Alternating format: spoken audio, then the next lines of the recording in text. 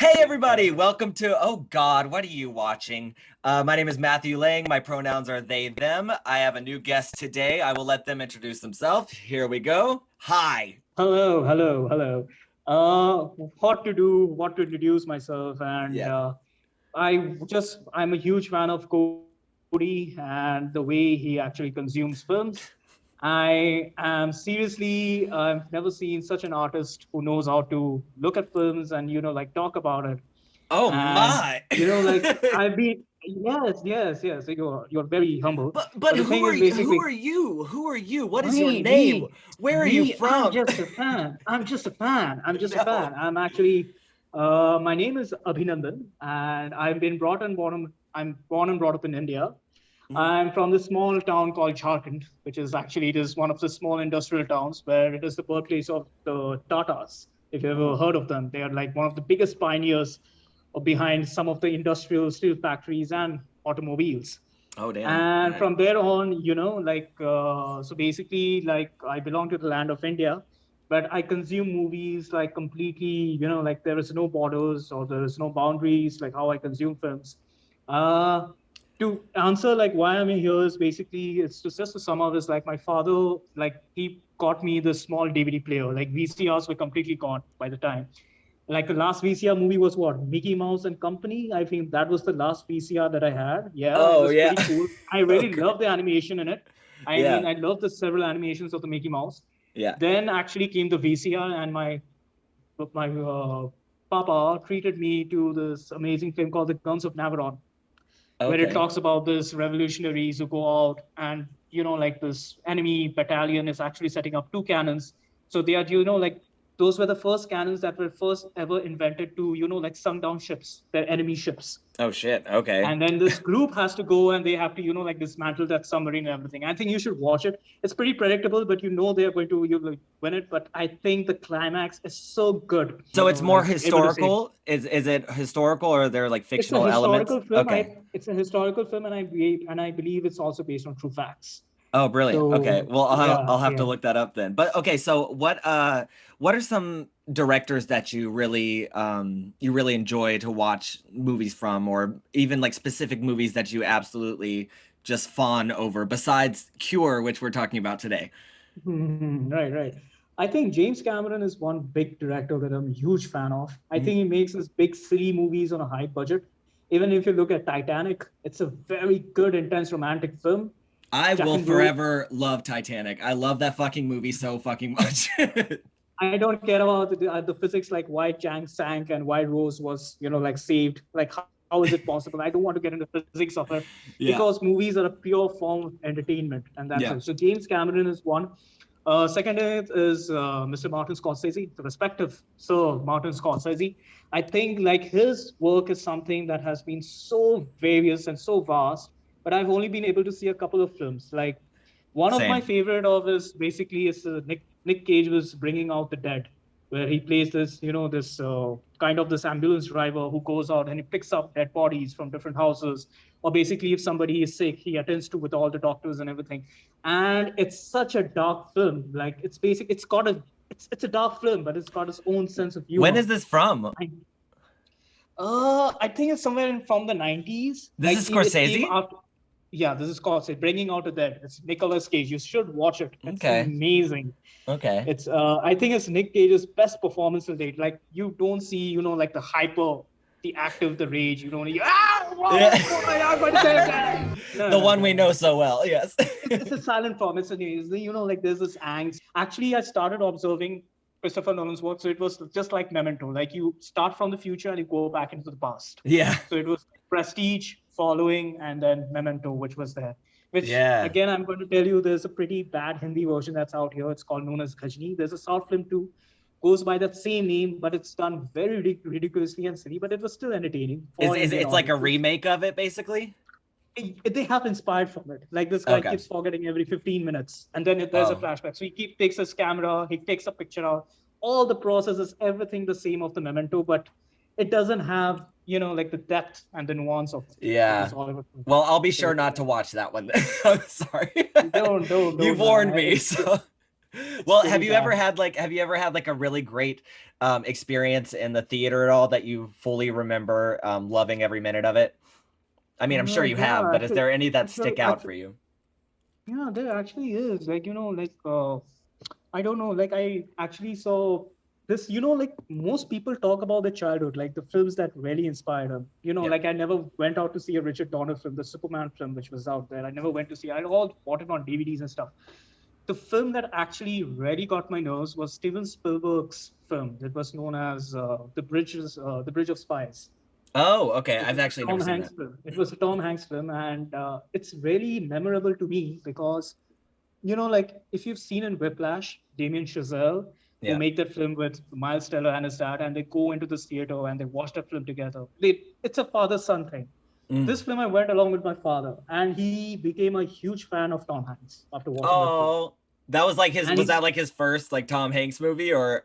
he has been observing Tom Hanks movie, but not this much because this was a proper cellular. See, what happens in India when we see anything on cable, we see it in bits and parts because we have ads in between. Mm. Then we take a break in between, and there's it. But when you go in a theater, you watch the entire thing from the starting to the end, and we stayed back till the end credits, till the end Yeah. credits rolled. It completed, and we stayed back. And it was, I can't tell you, it's so surreal for me to watch a Steven. And Steven Spielberg has always also been one of my great inspirations. I think he's one of the finest filmmakers that a decade has. He wanted to get into his top film school, but he didn't.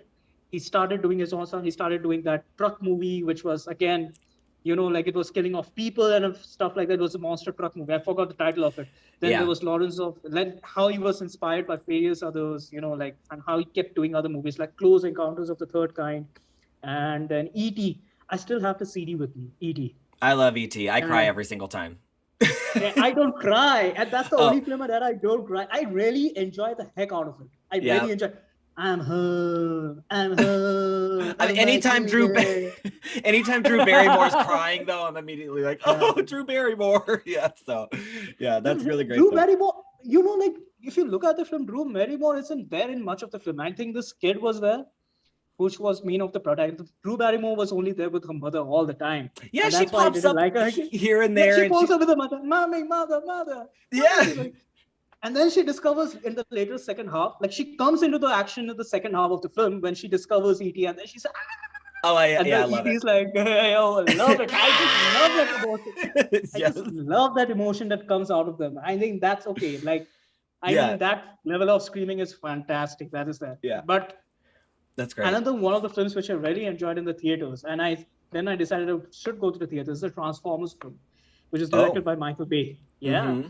and those are pretty cartoonish. The Okay, best thing about them is they're cartoonish. They don't have a plot, and yeah, it's so very graphics. It's so very graphic heavy. The entire movie, it doesn't make sense. I really hated the last one which they did with Mark Wahlberg. He wasn't a right fit for the film, yeah. but I discovered Shia LaBeouf from the Oh, yeah. Transformers film. That's I how you discovered found out about him?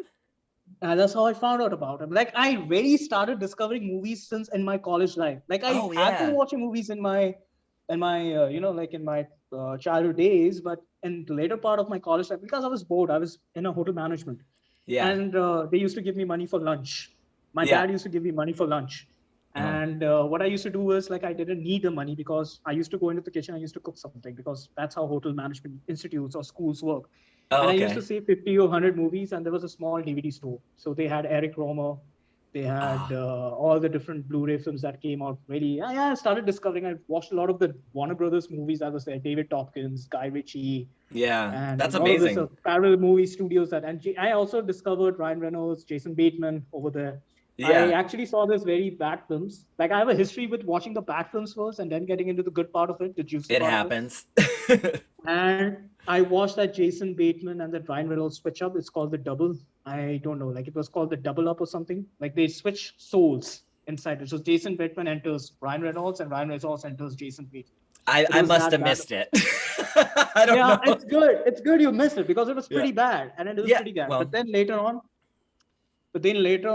came this movie. Then there was actually, I discovered Jesse Eisenberg, who played yeah. Lex Luthor in Batman v Superman. But then later on, I discovered that he did a movie with this creator of the IT guy. I forgot his name. So basically, he played two parts of himself. He works in a factory. What's her name?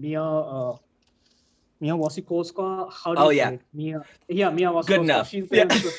Yeah. So basically, they have, like, I don't know, like they might have taken from, like the other earlier legal thriller movies that were all there, like how a neighbor used to peep into someone else's home, and then Oh yeah. he is like the story goes like this: that Jesse Eisenberg is he's so introverted, Yeah. like he is Absolutely. within himself. He goes into the factory and he's so introverted, nobody recognizes him, like what he does, who he is, what his existence is, what his Yeah. identity is, who is he. And then suddenly, like a doppelganger enters into the scene of Jesse Eisenberg's, and everybody is recognizing him, but they're still not able to recognize him. He's that forgettable in that film. His character is that kind of an introverted kind of a guy. Yeah. He's seeing that, oh my God, he looks exactly like me, but the people around him, no, he's not looking exactly like you. He's him, you are you. So that's Oh that. shit. I don't know what that is. I'll have to look that up though. I'll share that. It's called The Double. You can check Oh, it oh out. yes, I do because I've seen like the poster for it. So yeah. Yeah. Okay. I liked him in And Squid and the Whale a lot. That was like the one movie that I really enjoyed him in. He used to come by where I work all the time as well. So I was just like, okay, but I never actually spoke to him because I didn't want to because like, he seems like someone who wouldn't want to chat about shit. So nothing can beat this man's work. The final director, the only director I believe has mastered anything is Denis Villeneuve. oh yeah. Denis Villeneuve, Prisoners, The Enemy. My goodness, The Enemy is his finest work to date. I haven't seen that one yet. Jake Gyllenhaal is so. You should watch it. Jake I Gyllenhaal will. is damn good into it. I mean, it's Yeah. damn good. And there's something to do with a spider in the film, and it's very raw. It's very, like he does. I love, love this movies where they explore double characters. Like Yeah. Face Off is there. Then again, Nicolas Cage and John Travolta is there. And Yeah. this The year is Parent also, Trap. like there's a No, I'm double just role of kidding. Jake. Yeah. It's basically, and like I'm really exploring this kind of genres a lot because I also want to make a film which talks about identities in the Yeah. same world and how it can be, like it can be manipulated, how it can manipulate time. Yeah. I Well, think that's why that's I'm a very excited. I'm excited to hear what you thought about Symbiopsychotaxiplasm because it works on a bunch of different take levels. one. It's But called yes, Take One. yes, take It's one called Take because One. yes, we'll Yeah. start with Cure, who it's directed by Kiyoshi Kurosawa, who has no relation to Akira Kurosawa, who directed Seven Samurai and a bunch of other films we all know and love. So yes, Okay. you're the one who suggested Cure. So do you want to give Yeah. a rundown of like what the fuck that is and kind of what happens in so many words? Yeah, it's basically, I'll just put it in a very simple manner because it's a very straightforward film. Yeah. It talks about this guy. It's about this detective who investigates a series of murders, right? And then what happens is basically all the murders are connected with the way they are murdered. So basically, there is an MO. So basically, there's a cross on the neck and then on the chest. So basically, what happens is the serial killer who does his killings takes out the celluloid arteries from the body because it's kind of like some kind of animation. Now, the twist is the people who actually do the murders just happens to be a distance away from him when the police arrive at the crime scene. So basically, it happens to be somebody's husband. It happens to be somebody's well-known associate. Yeah. It starts with a prostitute who is murdered in the beginning of the film, and this guy just happens to go like he's not in his senses, and somehow he just breaks off something from the subway tunnel, like It's like an air this tube vent light and there's kind a of stick. thing. Yeah, and it's an iron duct that he completely rips it Yeah. out, and he does it with his bare hands. And he kills a prostitute, like in a very, like in a very terrible manner, like how savage it can get, right? And Yeah. there's this cross. Detective comes into the scene, and he looks at it and he says, like all the murders, like it's all just one serial killer because all the murders are happening around the same.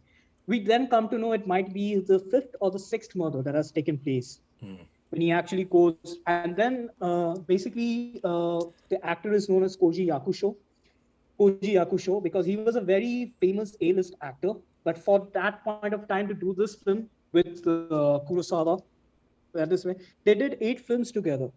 Oh, This actor really? and the director, they did it. This was their debut film. This was their first film. Oh, The yes, other I actually films are saw that. there. That's so They're funny. Yeah. yeah, and I think this was screened, I think 2 or 3 years back again in a Japan film festival. Surprising details is basically all these murders, like all these people who do the murders, they come across a person who's suffering from amnesia. And the thing is basically this guy is completely, like this guy doesn't know who he is, what day it is, and where he is exactly, what is the location. He tends to, like take out the stories from the other people's lives. It's like basically like how you go to your psychiatrist and the Mm. patient asks the psychiatrist, like, tell me something about yourself. I don't know much about you. The psychiatrist says, I'm not here about myself. I'm Yeah. here about you. Which is interesting because we also have the psychiatrist character that follows around with the detective as well, who's trying to figure out what exactly is going on as well. And as they dive deeper, they find out that this person suffering from amnesia possibly is Mm. possibly involved in a sort of thing where he hypnotizes people into basically committing these murders. So it keeps going deeper and deeper, and they try to figure out where the hell this is coming from, how it's happening, and how are these people killing these, the people that they are around, like friends, family, or, prostitutes. But doing it in the same manner, but having no real connection to the other people except for this one person who happens to fall into their lives. And he does that same thing with the detective. And the good thing is basically the detective has a wife, and the scene starts with her. Mm-hmm. She is in a hospital. She's reading this book she's reading some fable A book. story, It's known yeah. as it's known as the Bluebird. Mm. And in an interesting way, we come to know that she's also someone who's suffering from amnesia. Yes. And if one looks at her, and then if one looks at this amnesic guy, somehow they will, one will gather that they have some sort of connection, maybe the wife or something, or maybe they will come together in the end. But what really uproots it is basically that they never meet. And the relationship that they really focus upon is between the detective and the serial killer, which they do catch in the middle of the film. And that is where the real action starts begin to happen. One, he's taken into the prison. He's taken into some sort of asylum. He's not kept in the prison. It's some kind of a sort of mental asylum kind of a thing. And I don't know. Basically, I can't call this as a horror film. I can't call this as a horror film, but it pretty much looks like one. It pretty Yeah, much it's looks it's like, pretty yeah, drab. There's like no real soul. It's very cold. It has a yeah. very pessimistic approach to life in general as you start to pick it apart and to see where just what the director is possibly trying to say about human nature in general, and how how these people being hypnotized, they're being hypnotized into doing these terrible horrific crimes. But there's there's a thing where the psychiatrist and the detective are talking about, like, well, just because you're hypnotized doesn't mean you lose all like moral sense of who you are. Exactly. So it's like, Yes. so these things that are being done may Mm. have been something that these people and all these people have been hiding in them for so long, deeper in a place that they just have not actually been um I guess focused on or actually been giving attention to, and now this person is kind of pulling it out of them in a way that they just have no control over, as with the hypnotism. So which is interesting because when they catch uh the killer hypnotist guy, which is like a rather young person who studied psychology, they start to find out that he was involved in studying hypnotism and psychology and everything, and how he hypnotizes his people are through different like elements like fire and water and I different really love the things. water.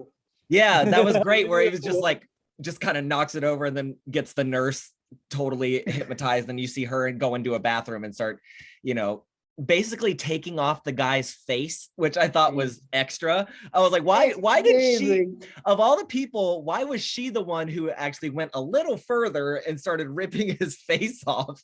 Which I was like, holy shit.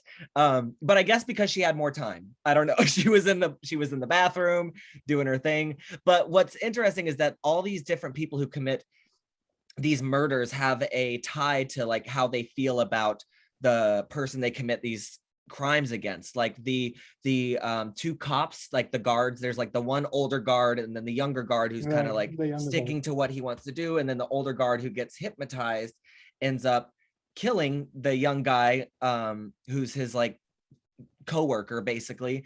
And it's almost as if this disdain that he had for his younger coworker is just brought out by the hypnotist in a way that just violence is something that is innate in all people, and it just has a very horrible like approach to just like human nature being like, oh, we're all awful. And it just takes that one little thing to bring it out. But the detective is the one person who just for the most part of the movie, does not get hypnotized in a way that brings out gets these. hypnotized. He Gets does, but hypnotized. he It's doesn't not ever shown. That's the act upon it. execution.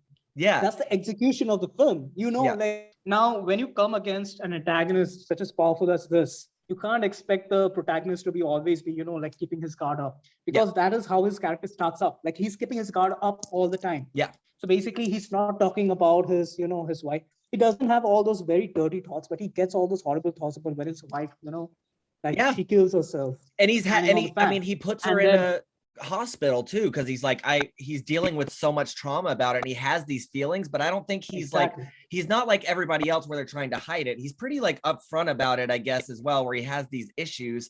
And I think that's the thing that kind of keeps him away from doing too much, because I think he understands that there is a possibility where he could act upon these. He could be saved. His wife could have a normal life, and they can go on the trip. The movie takes a very deep look at the society that we live in, right?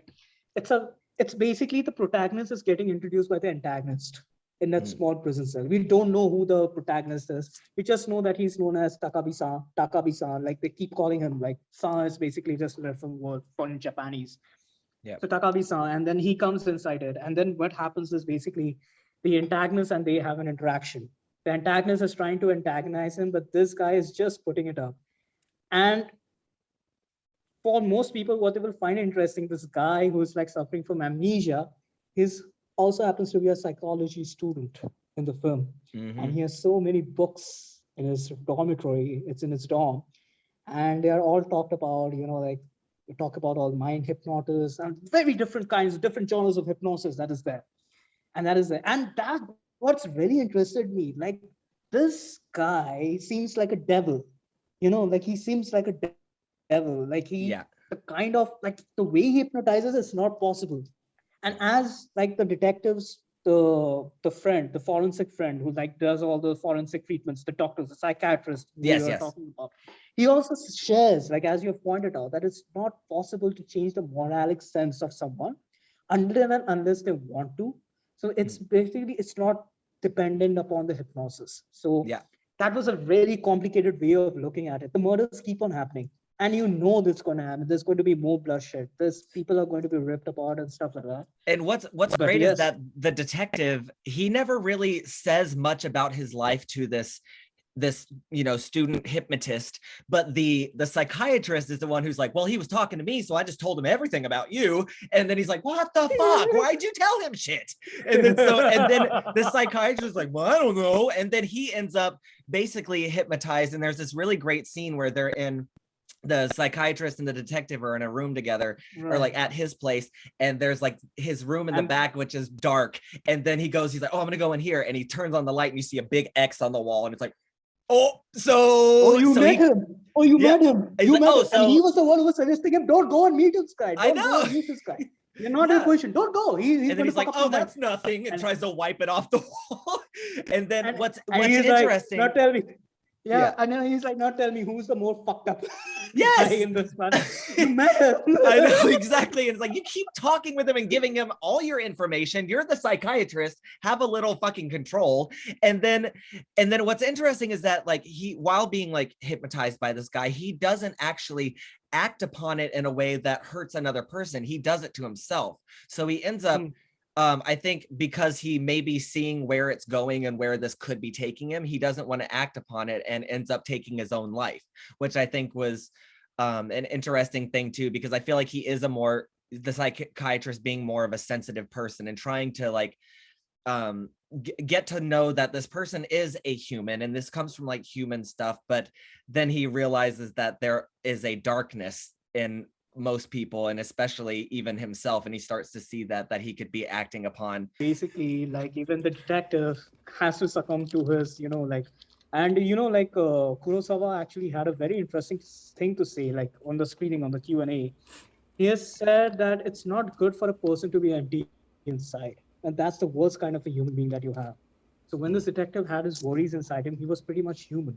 But then in the kitchen scene, like when he eats his food, he never used to eat his food like this. Whatever he used to order, he used to like, take it back. I don't want to eat it. He just used to have his coffee. He never used to eat or drink much. Like there's too much going inside him, and comes out, like since this antagonist comes into his life, he starts emerging, he starts becoming more open about his ways, which Yeah. is a very interesting way, like the way he eats, the way he walks, the way he actually, like he starts his, like he's becoming sick, because right now everything is just coming outside of him. And it's a pretty, like it's a pretty interesting way of, like revealing a particular character who's on the verge of saving this gruesome murders that is taking place. Yeah. And I don't know what I the thing two things that I really would love to, like mention about Japanese cinema when it comes to like they're pretty good with their fashion, because even in Okay. this film, if you see like Sakuma, who the character is, he was wearing pretty nice French coats, the great French coats that he was like.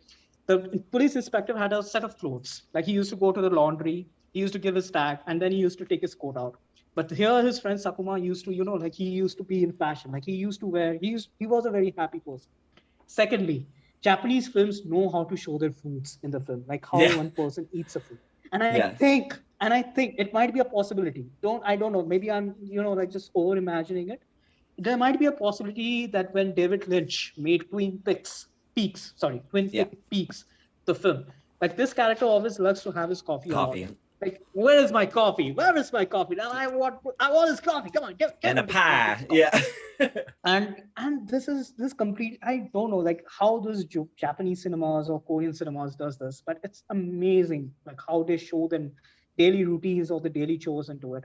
Yeah. And there is a very, like this, I don't know, like if you have noticed it, there's a very interesting scene. He needs to find out more about the serial killer.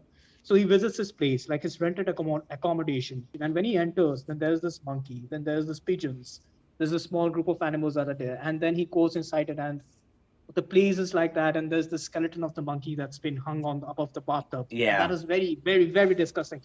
And then when he comes out, then he has his sudden visions. Like he has a sudden vision, like his wife and his this monkey and everything, they all merge together. And he's just, like he's just crying. He's just crying that his wife has killed us. And then the wife is coming like, what happened? You don't do like this. This is You not the time okay? to come back home. Yeah. Go back and do it. I know he's like, oh, and Yeah. she's like washing dishes. It's like, Yeah. it's like the wife is taking revenge on the husband. Like the husband has always been, like, get okay, get okay. Now who's okay? So it's basically, like it's like, like people taking the higher counterpart and people becoming the lower counterpart. Then when you watch this movie, certain characters have a higher authoritative character. Like they Yeah. can control the situations, but then they start losing the situations, and the victims are the ones who are gaining the upper situations in the film. And that's it's fantastic. It's like it's like playing a card game on the table. Yeah. You have the strong hand, but like your opponent has a stronger hand inside Yeah. of you. And Yeah. this is exactly like that. And I don't know if Christopher Nolan has taken some notes from this, because even if I look at the Heath Ledger scene in The Dark Knight, it seems like it's pretty much inspired from these kind of films. Yeah, well, Like that's what's whatever. interesting, because I had seen the movie Seven, which is David Fincher, I believe, and that was Brad years Pitt and ago. Morgan Freeman. Yeah. Yeah, and so having seen that, and this also reminded me of like a Cure reminded me of like a short story I wrote in like high school, where this person is basically calling people and hypnotizing them over the phone, basically to kill people. And Right. it's never like said, which is very weird. So when I was watching this, I was like, I basically wrote something very similar to this in high school without knowing this was a thing. But I love that this one, it seems very simple, kind of on the surface. It's very much like a cop procedural thing, and it just kind of follows like this like typical mystery thriller, but there's so much depth to it because it does have a lot of mystery, and it does lean into like horror elements, which he has approached, I guess, in other films, because I think he did Pulse as well, which Right. I watched that recently, and it's so strange because I've seen 3 films by him and they're all very different. It's Pulse, Cure, and To the Ends of the Earth, which was my favorite. I saw it last year, and they're very different movies, but he also does dive into a deeper sense of he just goes a little bit deeper than you would expect it to. So like while Right. it seems a little surface level, then you start to realize that he's tackling other elements that may not jump out as much as they would overtly in other films, which that's what I like. He doesn't nail you on the head with stuff. It's just like there's this underlying stuff that needs to be talked about, and that's what I love with Cure, because even at the end, which I want to ask, What do you think happened with his wife? Nothing happened with his wife. Nothing happened with So his you wife. think, do you think that was just a vision that he had with her It coming down the is. It hallway? is. Like, okay, It is that's what I was actually wondering. I'm because like, did he end up getting hypnotized and committed on his wife, or no, he was didn't this? not get. He did get hypnotized, but Yeah, he had a better idea. He actually wanted to do this stuff a little more better, the way he was doing it. Basically, he's done investigating murders, right? And he doesn't want to be a part of it. And we know this is also a guy who pretty much hates his job. He wants to spend more time with his wife. He wants to get on with her, but this is not happening. And therefore, this antagonist who's come into the picture, like he gets even more confused with him. Like now he has two choices. Like the antagonist says that you are very special, like you can be me, or maybe you can have a, like you understand me, like the way yeah. Hitler just said, you complete me. Yeah, Like, yeah. and this guy's like, you are amazing. Yes. I'm saying that, okay. But then in the end, what happens is basically when he kills the serial killer, oops, sorry guys, you should have probably watched the Well, film till now. I know. He kills the guy. He Yeah. kills the guy, and he does this finger scene, like Oh where yeah, he's like actually right doing the before he's cross. about. Yeah, yeah. Then actually he goes into a separate room and he tries to figure out that how this serial killer doesn't feel any remorse or whatever he does, because he gets baffled by this character. This is a guy who does not answer any questions, but he keeps asking questions from the other people. Yeah. And he gets baffled by him. He wanted to know his secret. He couldn't figure it out. His friend got murdered. He had to kill him at that point of Yeah. time.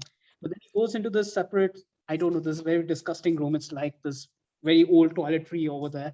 And there's this old tape recorder that keeps on running. Like how Yes. like how terrorism takes place, like how they brainwash their minds and they keep Yeah. listening to this one record and something. This thing also happens with him. And then after that, he understands the power that was inside this guy. And therefore, this time he doesn't need to question anyone. Like there's this, so basically in the cafeteria scene, what happens is basically he has mastered it. And Yeah. he's a guy who is eating. And why I was telling you that why do they show their food pretty better is because of this scene. He's completed his plate. There's a completely, like he has completed his food. There is not a single bit of morsel that's lying on the plate. And then this woman comes into the scene. She picks up all the plates, like as she does it, the order is complete. And then she's assisted by someone else. She says that someone requires her. And then what she does is she doesn't go to the kitchen. She goes to this place where there are all the utensils. She picks up the knife and she goes in to kill the chef that is Yeah. there. Yeah. And they That's. shot the scene. And they shot this. The scene was shot. She was butchering the chef who was there. But the director at the last moment cut it out of the editing room. He said Good. that we shot it. Because We shot it, but we didn't want to. I love not I liked knowing it. what she's And I gonna liked this do. one. Yeah, because that was the thing where Exactly. I love that the shot is Yeah. on the detective while he's like kind of eating and just chilling a bit, and it drifts away and starts to just follow this waitress, and you're like, why are we following her? And then you see her kind of do a thing, but it's like done in the back. It's not like completely following her. It's just kind of like guiding a little bit to see what she's doing. It's a still motion. It's a still camera. And it's great The because camera doesn't move with the character. It just distances itself. I had to rewind it because I was like, what the fuck did she just do? And she went over there and she just grabs the knife and you see her walking and you're like, yeah, and you're like, okay, so she killed someone. They filmed that scene that was not in the film. And the best part is basically you see like this film plays out so well. Yeah. The murderer is here. The victim who performed the murder is sitting just one distance away. Yeah. He's just there. He's crying. Oh my God, I did it. Do you remember anything? Did you meet someone? Did you? No. Yeah. Same thing happens over here. I mean, you take a distance and you take out the entire frame into the film. I mean, I love the process of filmmaking that is there. You don't always have to move with the character. I think that's pretty bad. But this is so intelligent cinema. You know, like the character is moving from one point to the other. You just take a distance shot. So you know that the object which is there is being completely covered in the frame. And then she picks the knife, and you're doing this in just one shot. Yeah. And that's how you do a film. And that's really how you do a film. And I love it. I know that was so exciting for me because when I finished the movie, I was like, okay. I thought it was fine. But as I started like thinking about it more and going back and picking out the like more subtle elements and little mysteries here and there and trying to make sense of what those actually meant, and even chatting with you about it right now has just been helping me I guess find more I guess appreciation for it, because at first I was just like, okay, that's fine. But as it's like going along, there is so much depth with it, because it's interesting, because I thought in a way the detective was, against this whole idea with the young student who's the hypnotist. He like kills him, even though you don't want to kill this person. He hasn't really done anything specifically, I guess, until he escaped the jail cell. But there was a detective who helped him escape. Oops, another spoiler. See, and that's a thing where I was like, did he actually help him? I guess he did. Yeah, he did to help figure him. out where the fuck what he was doing, I guess. I'll tell you what. So you see, now when you have these two interesting characters, you have to show a very pretty interesting scene, because the antagonist is pretty much interested in the protagonist, and the protagonist is equally interested in the antagonist. So it's just antagonist taking out his cards, revealing more about the detective. It's not happening. The detective also has to take out his card in the end, and he did. He does help the prisoner escape because he wants to know where he dwells, where he resides, what does he do, and what happens to him.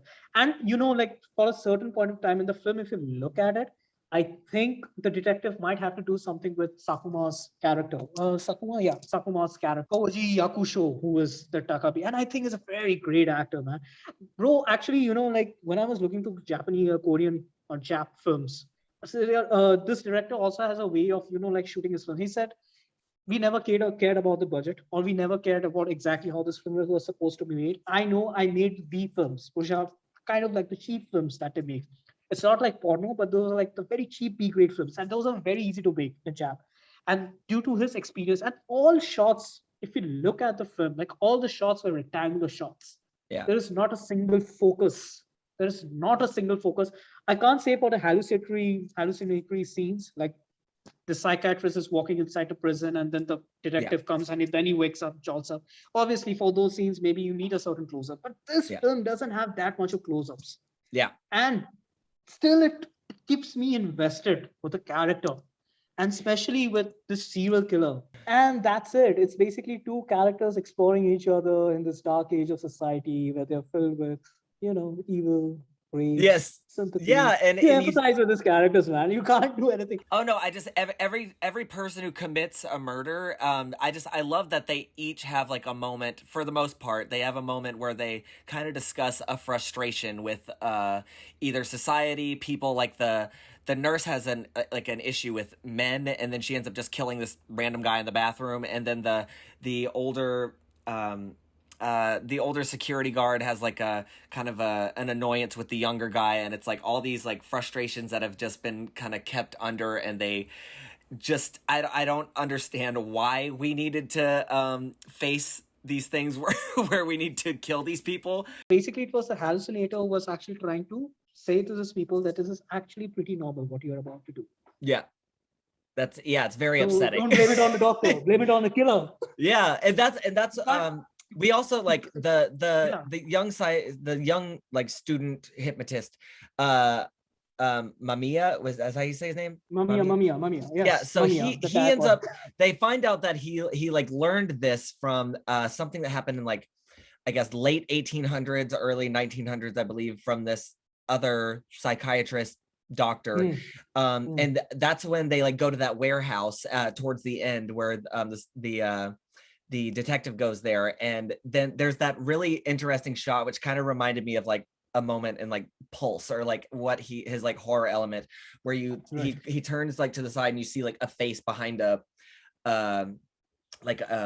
plastic like rapidity, thing. Plastic, and then you're like, oh shit, is that a body? Is that someone over there? What's happening? And he opens it, and it's a port, like a face, but it's almost faceless. There's like nothing there, and it kind of is like a weird thing of like him projecting his own self on there, or like anybody being able to do that.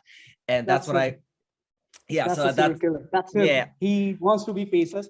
Like the most interesting scene in this film is basically the interrogation. Like when they catch a serial killer, and Detective Takabi, like Koji Yakusho, has to enter the room and he has to investigate him. So he takes out a couple of photographs on the table. He lays out a couple of photographs and he says, do you recognize them? He says, no, I don't.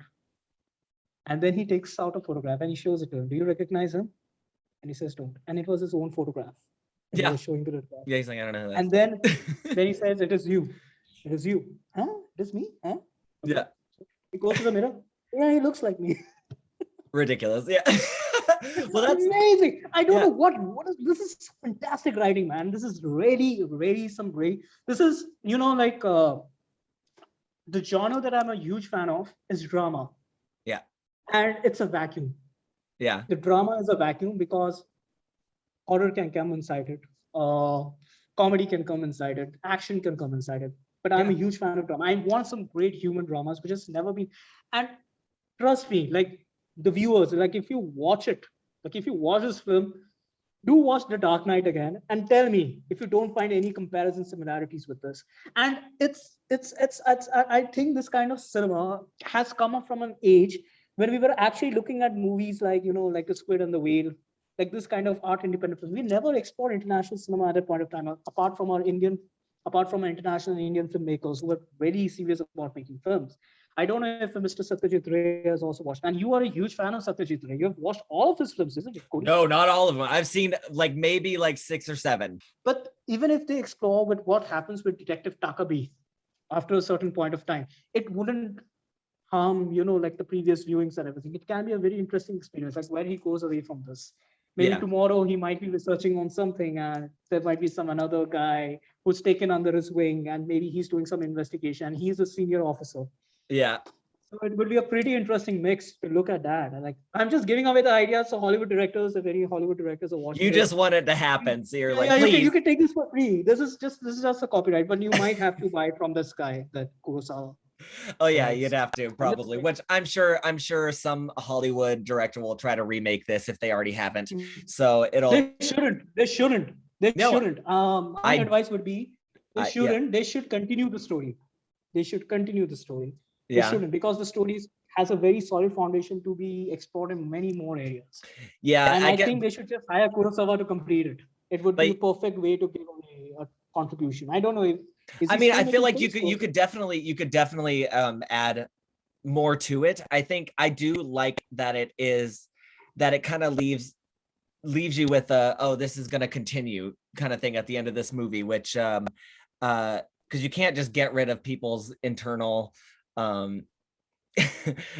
hatred and darkness, basically. So there is a way to continue it, but it also, if you continue it, that does eliminate your own kind of ideas of where it could go, where it's like, oh, so if we're going to complete it, it is going down this route, instead of having many ideas of where it could go and kind of stewing in that, which is something I enjoy. Like when a movie is just like, this is how it is, and you can because I think it helps it live on a lot further. And it's sometimes people can get way too excited about like, ooh, let's bank off of this and get more money, and then they like kind of send it off in a place where it's like, okay, well, now you lost track of what you were originally doing just so you can make a quick dollar. And I still need to watch more from him, because I have like a list of things I was going to go through to watch of his, but it is interesting that he doesn't really get anchored down by genre, and he just kind of tackles it all. And I think he's a very smart person, and I'm excited to see more from him, which will be really cool. In the movie, the partner actually comes up with a film like, what do you mean by Mamiya? Like, what do you mean by the name Mamiya? And he says it's a missionary. It's basically you celebrate an event kind of a thing. Like you, just like in the Olympics, like how you are a flag bearer and you take that forward and then the event starts. So it's basically like them. So basically this film was titled The Missionary, but the director completely cut this title because it had some religious sentiments. So that was that. Yeah, so I can see that, but I do like the idea of it being called Cure, because it's also it's a very no cure.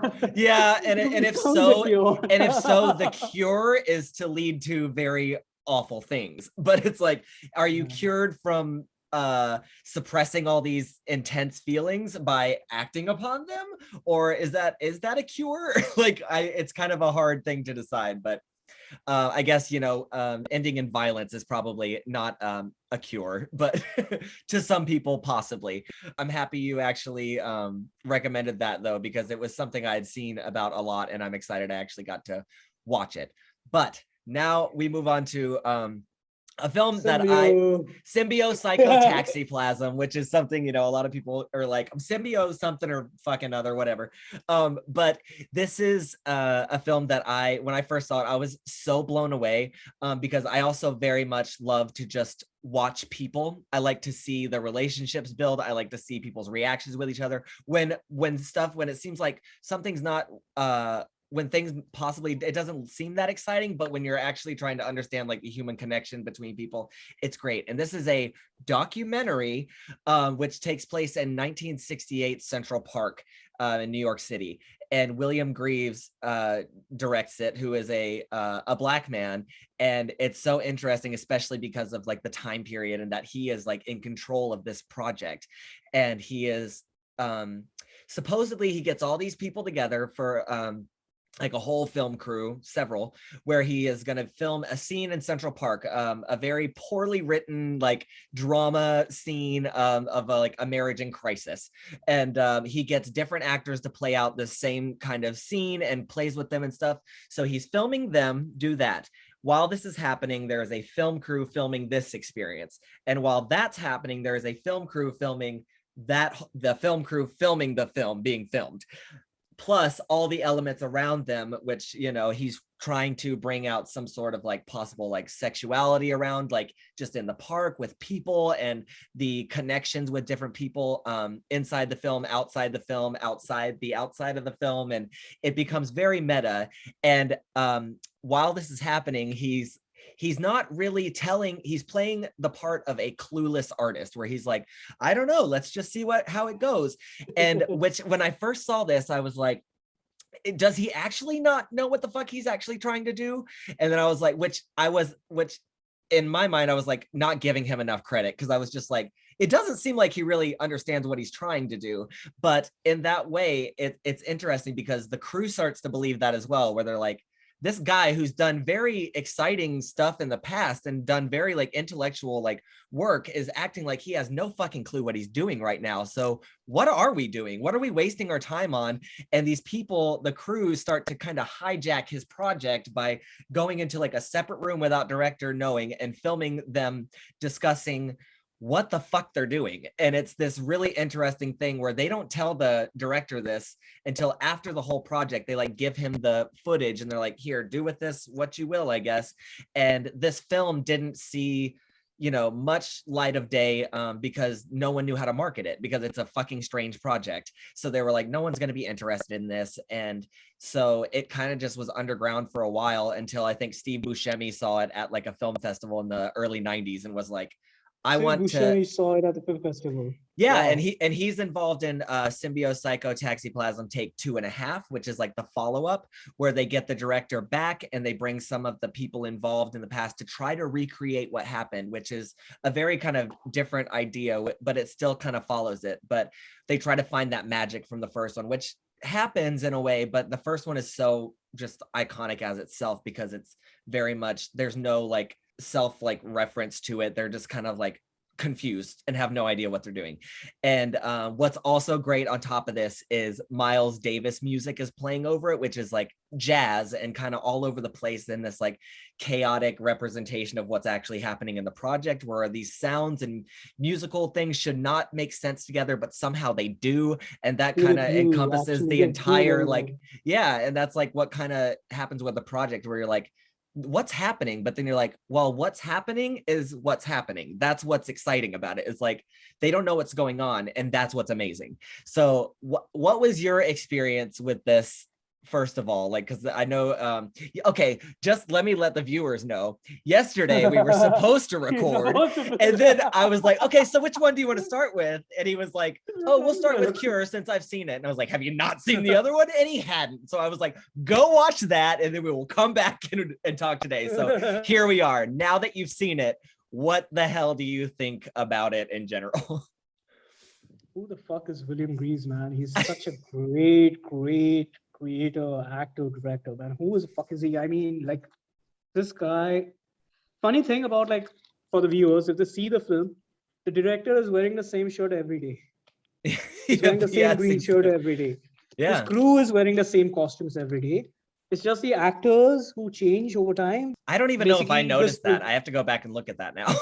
yeah, Like, yeah, he wears the same shirt every day. This green hoodie, like he wears it every day. Not a group hoodie, but it's it's just kind like of a like a sweater kind of, yeah. sweater kind of a thing that he wears every day. See, the thing that he's doing. So basically, it's about a director who's shooting a scene, but the scene doesn't make any sense. Yeah. It's only talking about about a couple, and they're repeating the same scene again and again in different locations. Okay, now you come from the back, you do this, you do that, and everything like that, and it's a and as it is rightly put by the film crew, it's a non-direction film. Yeah. It doesn't have a direction. So basically, this is sort of like a social experiment.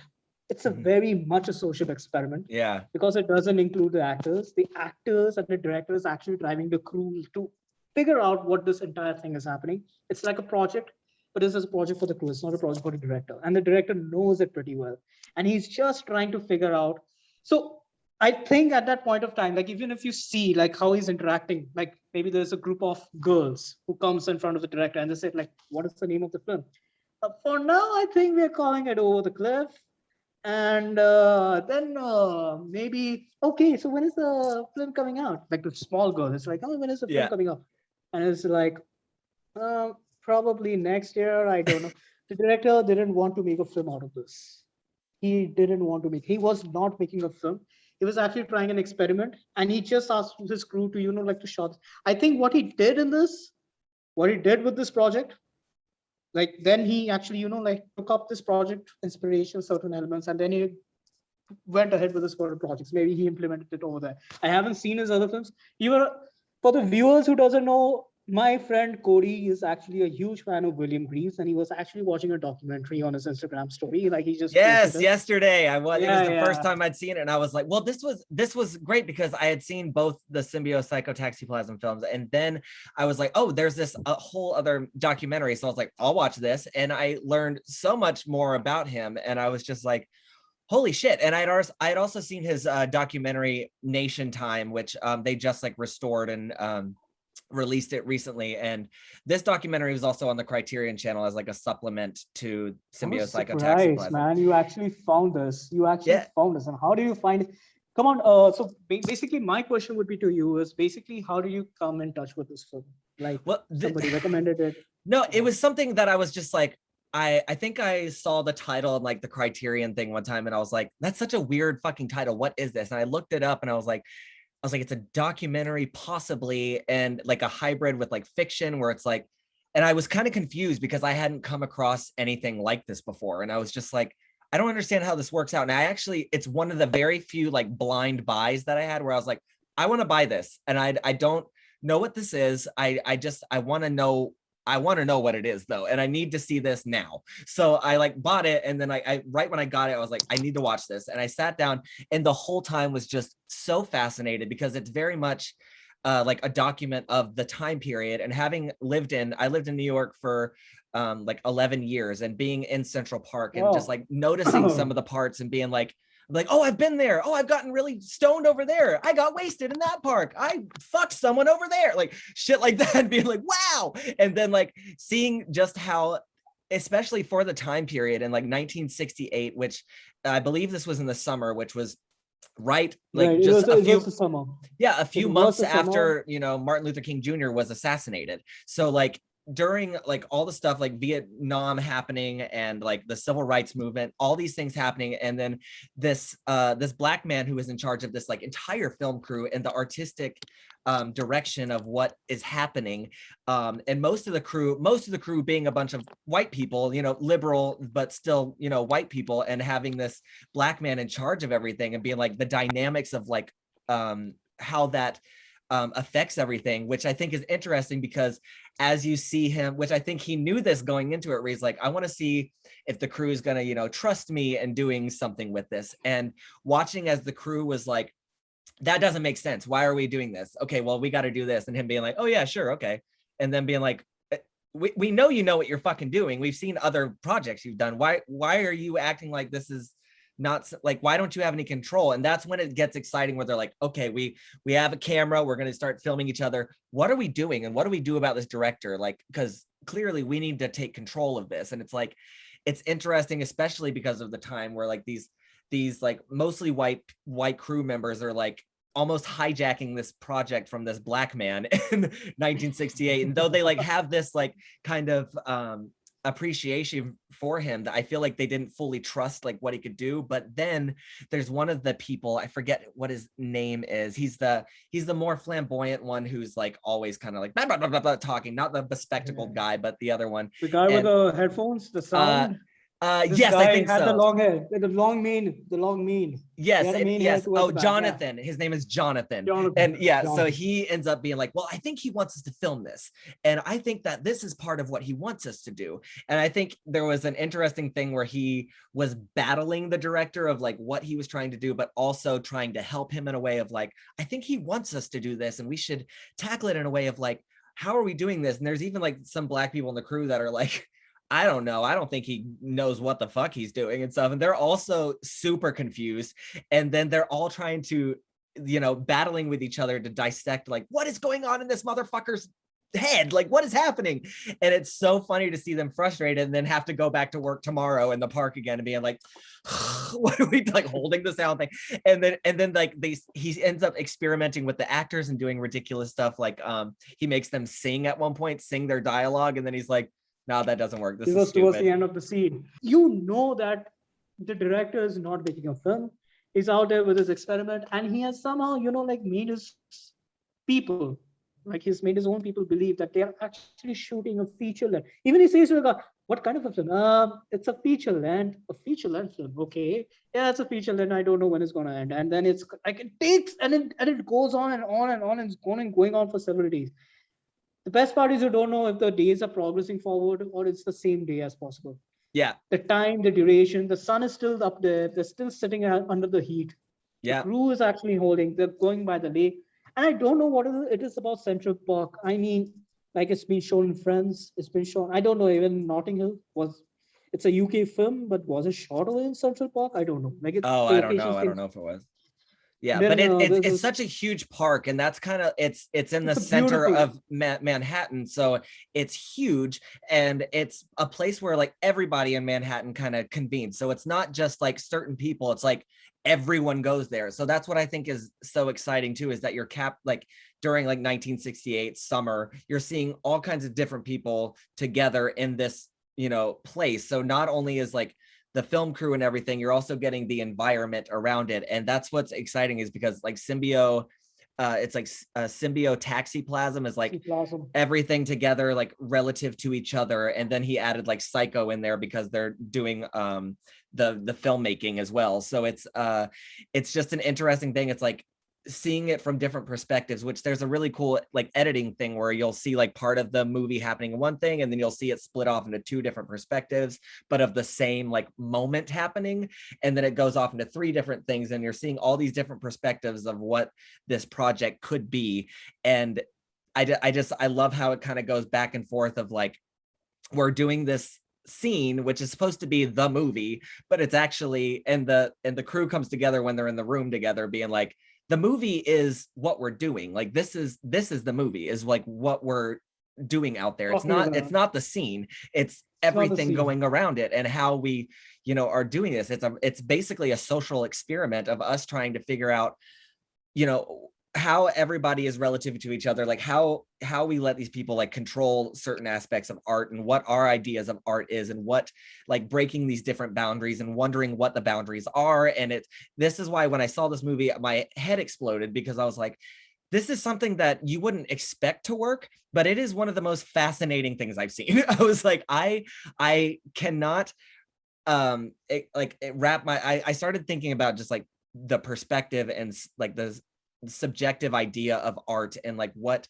that means and how that means to other people. And it's such a wide thing that like when people start to say that certain things aren't cinema, or certain things about art are like just not good, and talking about things in like an absolute way, it discredits anybody else's opinion, which is also valid. So that's what I get really upset about, like awards and stuff like that, because I'm like no one knows above anybody else, because art is subjective. People like what they like, and that's why I may hate a bunch of bullshit, but I'm also like, it also has its place. And that's why I think this is exciting, is because they can try different things with this scene and whatever is going on, and it can mean something to someone in a different way that might mean something different to another person in the crew. And there's so many ways that each character or person relates to the moment going on, the people around them, the environment, that there's all these different, it's like a huge web that never ends. And I find that fascinating because there's so much to dissect and see from all these different things. And that's how I feel about art in general. And it just kind of opened my mind to just how different experiences are also valid, and that there's so much more if we allow ourselves to explore it and be open to it. And it's something that I loved, and I hate that it was hidden for so many years and people are like, nah, this won't do well. And some people are still like, I don't get it, they're just kind of doing their thing. But then there's other people that are like, no, you don't see what's going on right now, there's so much more. And I think it's absolutely fantastic. And even the last moment with the homeless guy who comes architecture designer, yes, who's just like Colombia, very, yeah, very well educated. Yeah, He's sleeping in the bushes, and they all just kind of like film him, and he's part of the experiment as well, because I think it's interesting to see them all relate to this character, where it's like these two actors, one of them is like a commercial actor and the other one doesn't want to do soap operas. I don't do soap operas. And then there's like the crew members and they all relate to this person very differently. And it's so interesting seeing his effect on everybody individually and them on him, and how like people kind of assume that he's just this drunken homeless guy, but he's like, no, I'm actually very well educated, I've blah blah blah blah, I've well traveled, I was like in the war, I've done all this kind of stuff. And I think it's just fascinating. And I love that he kind of approaches he kind of like, I guess, encompasses the idea of the film in just his presence, which I thought was interesting. But it was a pretty interesting ending, by the way. Like it ends with him. It still goes on a little bit more, but he says, I don't say bye. I just say ciao. I don't say bye. I say so long. And then he moves away from the group. Yeah. And the interesting part is there is somebody still on the ground who's filming all of this till they go off into the sunset. Yeah. The thing is, when you're watching this film, there are like 3 square shots that come simultaneously in between the black screen. So basically, one is Mr. William Greaves who's shooting the film. The one is the actual scene. The other one is his assistant Terry, who's actually, like shooting the entire. So he's basically shooting at a different angle. He's shooting at a different angle. And the thing is, they take up all this jigsaw. This film is like a jigsaw puzzle. Yeah. And the best part is you can fit that piece into any space of the film. Yeah. You can take that. So basically, when they are talking about a director they're hijacking the project, they're talking about the director in the this small get-together room. The director, there's a shot of the director that's showing on the back, and these guys like become the narrator for the director. Yeah. It's becoming like that. And it's a very beautiful piece of filmmaking. I think it's a very relative film. I think everybody is connected with everyone in some sort of the way, or some way of synapses and something like that. Like each is affecting the other into action. Yeah. So basically the director has given them this is your play field. You do anything you want. And they just go in there. They shoot. They do the circular movements. They do the movements. And then they come back. Then they sit in the editing room and then they check it out, like how it has come out. And it becomes a point of discussion. So basically this guy is like the Jehovah of he's some god or something. And basically these guys are his disciples and they're trying to figure out who the fuck is this Jehovah guy? Yes. I don't understand this. And they are, this is actually, this is how you get self-attention. I think this movie is almost like, so basically some people are thinking about, I want people to notice me or something. Get them into this process of filmmaking. Like you should ask them to join films and then, give them a really weird grounded level scene and see like how people get interacted. I think this is what we call communication. Yeah, and this is communication. Yeah. This is a film. This is not a film. This is a communication. This film was made so that he gets to know about. This could be, like a training exercise. Maybe the director wanted to know more about his crew and how their ideas were. There is, towards, like the semi end of, so this is the most towards the semi-final of the scene. Like this, people are sitting out over there. The director is sitting over here, and this other guy that you pointed out, I'm forgetting his name. It's just you said Jonathan, yeah. Jonathan, right? And he is with his, like he's like he has the horse head, like the mane, like like he has the Yeah. ponytail and everything. So basically, he sits there and he says like let's make a film about this. Like if they are talking about intimacy, like do they say like you talk about intimacy, or do they say about okay, come on, let's Yeah, he tears like let's apart his communicate. dialogue. Yeah, he's like, this, And no one talks like this. and William, who at that amount, I don't know, like why do they call him Bill? They call him Bill throughout the because Will or Bill. Will, Yeah. if people are called William, they can either be called Bill or Will. It's just like a thing. He was like, yeah. he's just stunned, like, oh my God, what this guy is saying. And he's not telling it. And then he's actually taking that and he's actually distributing it among the other people. So this, I don't know, like, could you suggest some more films around in the same manner like this? I really love this kind of experimental films. I don't know whether I'll be able to write a script like this. There is no script, there is no plot. You need to have a team who believes in your guts. Yeah, and that's what's exciting, because there's like that meta, I mean, there's a bunch of like meta moments, but the part where they're all like in the room discussing what's happening, and then the one guy with the glasses, I can't remember his name either, but he's like, well, see, that this is it in itself could be the movie. He's like, the people on like that are watching this, they don't know if like the director is actually outside directing this. Like this stuff could be scripted. This, no one knows. Like this is something that it's just kind of like in the eye of the beholder, kind of like art in general. It's like you can pick something that seems, as long as it has like some kind of like artistic merit to you, that's what it is. And it's just like it's so interesting because they don't, it plays with the viewer as well, of being like, is this actually like an experiment that's happening in like real time, or did they write this as an experiment? Like, is this a real thing, or is this just a concept, and this is actually, these are actors playing these people? And they kind of play with that idea in the film as well, which I thought was very funny, because they're like, I mean, this could be fake, this could be the movie, and the audience has no fucking clue. And it's like, true, we don't know for sure. Like that could be it. And I love that they play with that throughout the entire film too, where you really don't know what's happening. Like, did Victor come along, the homeless guy, like did he come along, and was he like scripted to do all this stuff, or is this just some random encounter they had, like the people on the side? Like it's just fascinating, and it all like comes together in this exciting piece of just like people relating to each other, and the idea of art, and how everybody has their own kind of perspective, but it also affects that things around them.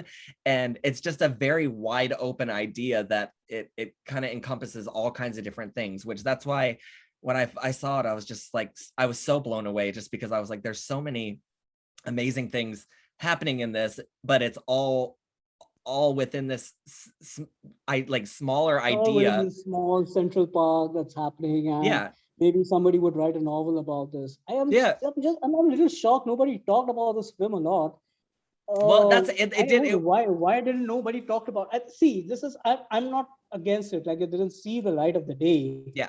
But this was a live experiment that happened in Central Park in the time you're talking about. Being in a Criterion collection is not enough. There's this one scene where he does talk about that, bring out that closet, whatever it is. Oh yeah, closet with the character. Yeah. The scene that happens between them does actually go a little, like very unintentionally comedic in between. Like it does go, but in between, and then it takes off. Like, I don't know, like how it takes off and it comes out so good. Yeah. Actors get scared. I mean, like to have this kind of a bond with the crew and to have this kind of a bond with the actors. I think it was a person more than the entire experiment of the film. I think it was a person that interested me the most. This William Greaves. Yeah. He is the most mysterious figure in this entire film, and he is the one who's actually asking, "Come, shoot this. You shoot me. You shoot me. How are you? You shoot my camera. You shoot my camera, shooting these people." And you will be shooting. I want you to shoot the person who's shooting me and my entire film crew. And whenever I need help, you need to come in between and you need to just sort me out, just assist me out. I mean, Well, and he's also someone that which I found this out yesterday, that he was like very much a like a big fan of like uh mathematical and scientific like theories, and that's kind of what made him do this, where his friend funded this. A friend of his was like, hey, I want to fund something like artistic, like a movie or something. Why haven't you done that yet? You should do like a movie. And he's like, okay, I'll do something. And this was like, he like wrote this basic ass, you know, knockoff like Who's Afraid of Virginia Woolf kind of thing. And then which he even bring, what's his name, Jonathan brings it up at one point where he's like, it's trying to be like Edward Albee, but it's not, it's like a it's bad not version Edward of that. Albee. It's I not know. And he Edward like Albee. You know, and like, even it can't be. says that to like William Greaves. He's like, no one talks like this. I want you to be like, you know, I'm gonna use my dick and fuck your cunt and blah blah blah. He's like, it's outward and we have to like be, he's like, I don't know why you wrote it like this. And it's so interesting to see everybody just kind of turn against him in a way of like, we're gonna do this because you don't know what you're doing, even though he clearly does, because he's a very intelligent person and he's done very like impressive and important films. And then they still are just like, nah, I don't think you know what you're doing. And they even comment on a fact where they're like, every time the camera's not on him, he's a different person. Then when the camera's on, he turns into this like, oh, ha ha ha, blah blah blah blah, look at her tits, everything's fun, but and turns into this like totally different person. They're Different like, person, what? right? They're like, that's not Bill. We don't know this guy. This is, so he's They don't know performing. about it. Yeah, so they're like, what is, and they start questioning everything. And it's so great to watch them all be like, I don't know what the fuck is happening. And then, you know, having these like epiphany moments and kind of fighting each other in a way of like, does this make sense? What are we doing? And it's so great to just watch these people kind of crumble. And also like, they're so desperate to find a meaning behind it that they're all just paranoid. And it's just, it's so funny and like interesting to watch all these creative artists come together, and because none of them have like the control that they want, that they're all kind of fighting for it and trying to make sense of something that they just need to kind of go along with. And that's what's exciting, is that they do take it in their hands to like hijack the project from him. And that's what makes the whole thing so much more exciting, because I think Bill was also like, yeah, I kind of figured these people would, you know, be at each other's throats and He even at always mine. knows it. This was basically, he was running his own live film school right over there in the Central Park. And you know, this film, you know, like if I would have, you know, like you were asking, like they didn't promote the movie in a better manner in Central, you know, like they did because the marketing was not done right. This film didn't have its light or whatever. If I would have done it, I think I would have, you know, like just hold the premiere at the Central Park. Yeah, right. I mean, yeah, Central Park. I mean, why Central Park is so famous? Ask William Greaves. Yeah, I know, it's and not that's Friends, it's William Greaves. And See, I know Central Park is famous not only for, you know, like for this movies. There have been a number of music videos that have been shot over there. Yeah. A number of, I think even British films have been shot over there in Central Park in New York. And this is a very interesting mix, you know, like when people from all different, I don't know, from all different continents come out, and that Central Park, I think I need to visit this place. I think it's fun. It's not a go around place. I think it's something, it's a very significant value. I want to sit on a bench and I want to think like, what are the films that have been shot over here? And I want to, you know, like reminisce. See, I went to acting school, like right next to Central Park, and I lived there for like a year and a half basically.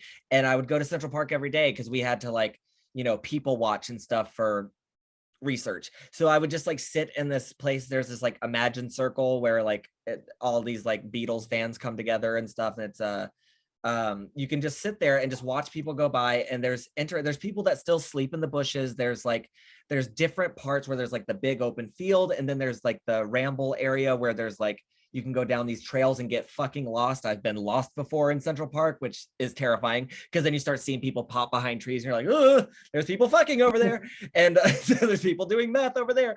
But it's also just like there's a different experience anywhere you go in that park. And it's fantastic. And I've like been to the place where they like filmed like Home Alone and Hair and Enchanted and like all these different places. But like every time, like I've just like, after I saw Symbiopsychotaxiplasm, I would go there and just be like, there's so much life there. It's great. This is so much life there because of this film, and I'm just amazed like how people still film that nobody talked about this film. It's a little ridiculous for me.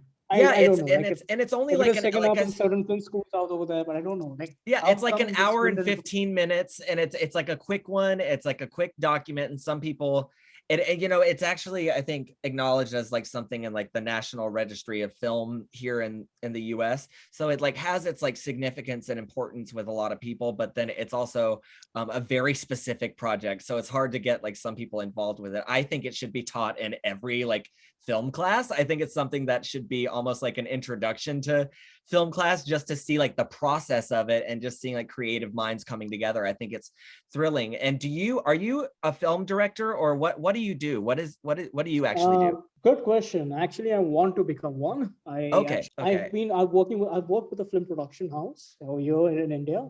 The film takes place in some of the slum areas in Mumbai, Okay. where the kids, there's the slum kids, and actually it's based on a true story. So where the slum kids actually they go out to play this UNICEF championship. Like there's a slum soccer championship that takes place. Like Yeah. it's about like more than 30 nations, like kids from all slum kids from all over the nations.